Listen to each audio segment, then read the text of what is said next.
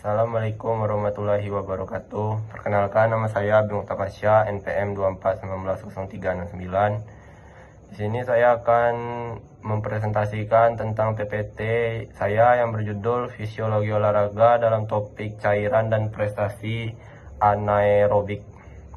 Dosen pengampu adalah Ibu Otari Lismana, MPD. Assalamualaikum. Baiklah, di sini saya akan menjelaskan pengertian tentang fisiologi olahraga dalam topik cairan dan prestasi anaerobik. Fisiologi cairan membahas bagaimana tubuh mengatur keseimbangan air dan elektrolit selama aktivitas fisik. Saat berolahraga, tubuh menghasilkan panas lalu menyebabkan tubuh berkeringat sehingga kehilangan cairan dan elektrolit. Jika kehilangan cairan tersebut tidak diganti, maka performa tubuh akan menurun. Peran cairan dalam performa olahraga meliputi 1. Mengatur suhu tubuh atau termoregulasi. 2. Menjaga volume darah atau blood volume. 3. Menjaga fungsi kardiovaskular. 4. Menjaga keseimbangan elektrolit. Selanjutnya ada konsep dehidrasi dalam olahraga. Kategori dehidrasi: 1. Ringan, 1-2% berat badan menghilang. 2. Performa mulai menurun. Dan 3-5%. 4. Penurunan kekuatan 10-20%. 5. Berat kurang lebih 5%. Dan 6. Risiko kolaps saat olahraga. Dan dampak duanya adalah pada performa anaerobik. 1. Menurunkan produksi tenaga yang cepat. 2. Menurunkan power otot. 3. Mempercepat kelelahan. Di sini saya akan menjelaskan juga tentang prestasi anaerobik. Prestasi anaerobik adalah kemampuan menghasilkan energi tanpa oksigen dalam waktu singkat. Sistem yang digunakan: 1.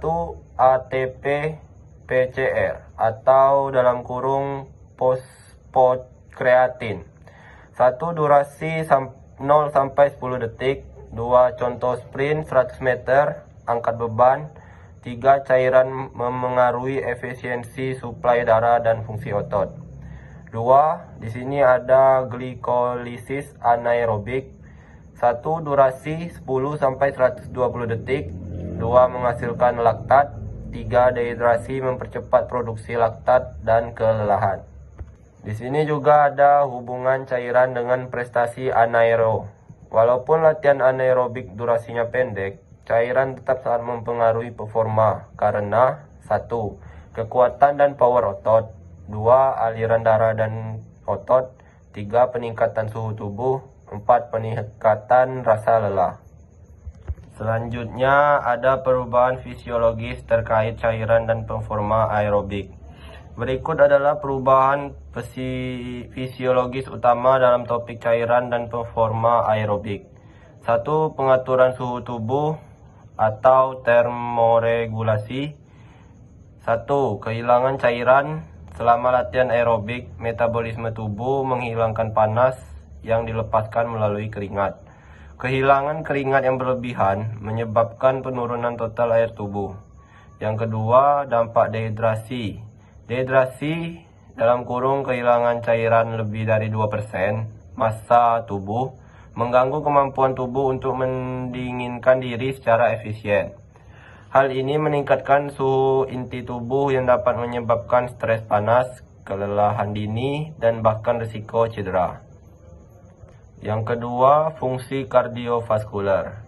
1. Volume darah menurun. Kehilangan cairan melalui keringat mengurangi volume plasma darah. 2. Peningkatan beban jantung. Penurunan volume darah menyebabkan jantung harus bekerja lebih keras untuk memompa jumlah oksigen yang sama ke otot-otot yang bekerja. Hal ini menyebabkan peningkatan denyut jantung atau takikardia pada beban kerja tertentu. Dan yang ketiga, penurunan curah jantung. Pada tingkat dehidrasi yang signifikan, kemampuan jantung untuk memompa darah secara efektif atau curah jantung menurun. 3. Performa otot dan metabolisme energi. 1. Kelelahan otot. Hidrasi yang tepat diperlukan untuk fungsi otot yang efisien. Dehidrasi menyebabkan otot lebih cepat lelah dan dapat meningkatkan risiko kram otot. Dan yang kedua, penggunaan substrat energi. Cairan tubuh yang cukup membantu transportasi nutrisi seperti glikogen dan lemak, serta pembuangan metabolit seperti karbon dioksida dan asam laktat dari otot. Dehidrasi mengganggu proses ini, mempercepat penipisan cadangan. Dan yang terakhir adalah fungsi kognitif dan koordinasi. Penurunan konsentrasi. Dehidrasi dapat mengganggu fungsi kognitif seperti konsentrasi, koordinasi, dan waktu reaksi.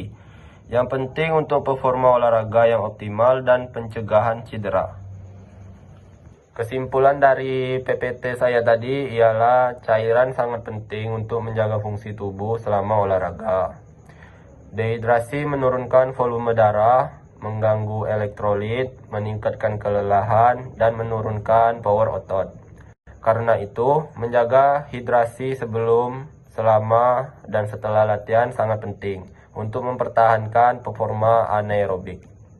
Baiklah, itu saja presentasi dari PPT saya. Saya ucapkan wabillahi taufiq wal hidayah. Wassalamualaikum warahmatullahi wabarakatuh. Terima kasih. Baiklah, itu saja